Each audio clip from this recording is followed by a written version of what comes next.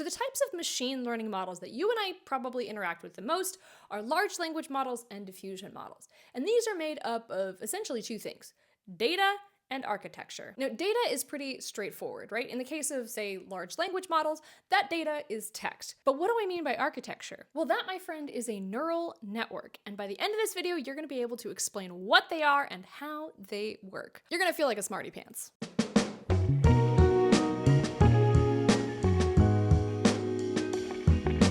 Now, very simply, neural networks are algorithms or computational models that are really good at prediction, pattern recognition, and classification. However, it's worth noting that in the world of machine learning, neural networks are just one type of computational model you can use. There's also, buckle up y'all, linear/logistic regression, decision trees and random forests, support vector machines, k-nearest neighbors, naive Bayes classifiers. Now, do I expect you to understand what any of that means? Absolutely not.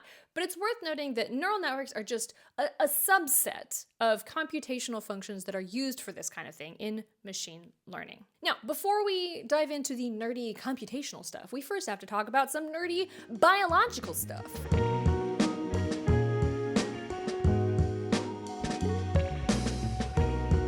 We have to understand how an actual human brain works, or at least broadly speaking, because neural networks are a mathematical attempt to explain how they work. So our brains are made up of neurons. These are special cells that talk to each other by sending signals. This is what a neuron looks like. As you can see, we've got a nucleus in the center and an axon with a bunch of little endpoints called axon terminals.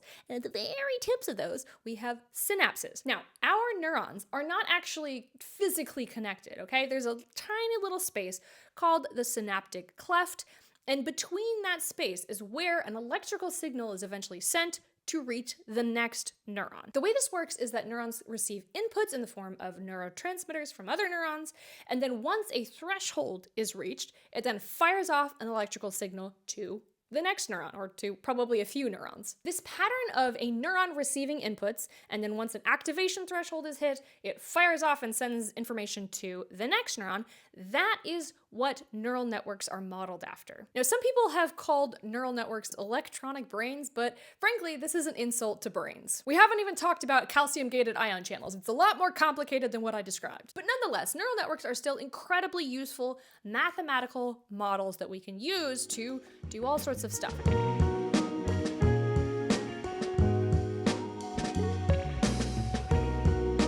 Understand neural networks, I think it really helps to understand where they came from.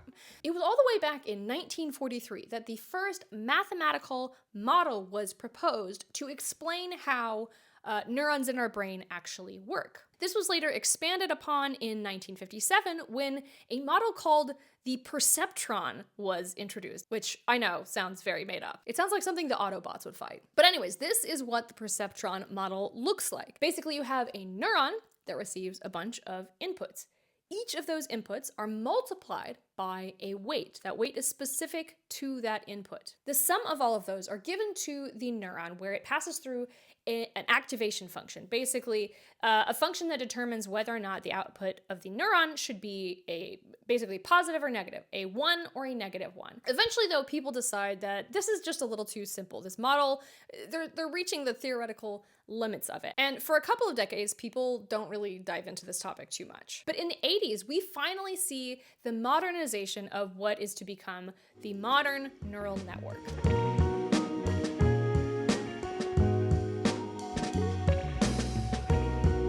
We are at the point where I can explain how these actually work. Modern neural networks are made up of layers that consist of any number of neurons. These neurons receive inputs.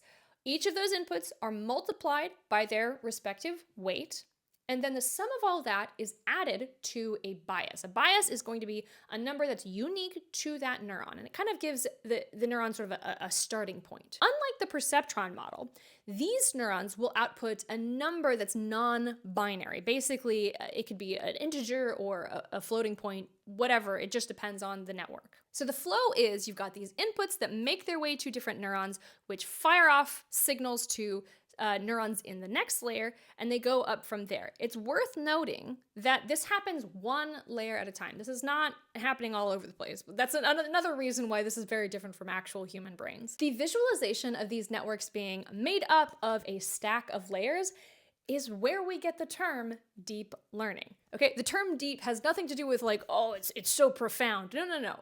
We're talking about a deep stack of layers. And that, my friend, is how neural networks work.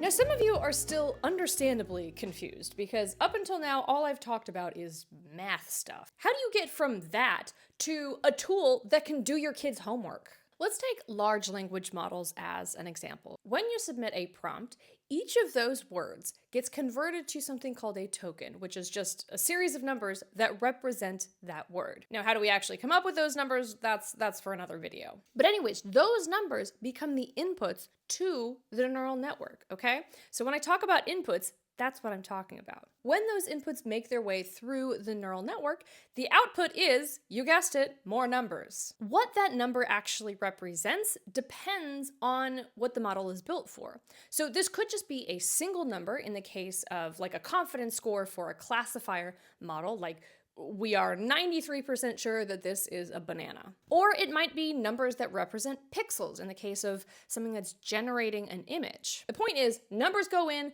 and numbers come out. At the end of the day, machine learning is just math all the way down.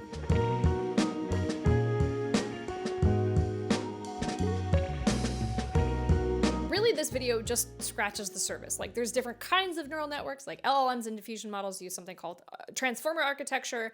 Even within neural networks, we haven't talked about activation functions or tensors or fully connected layers. There's a lot to chat about. So if you're curious about any of it, let me know. Anyways, at this point, I'm rambling and I need to get on with my Saturday. So with that being said, thank you all so much for watching, and I'll catch you in the next video.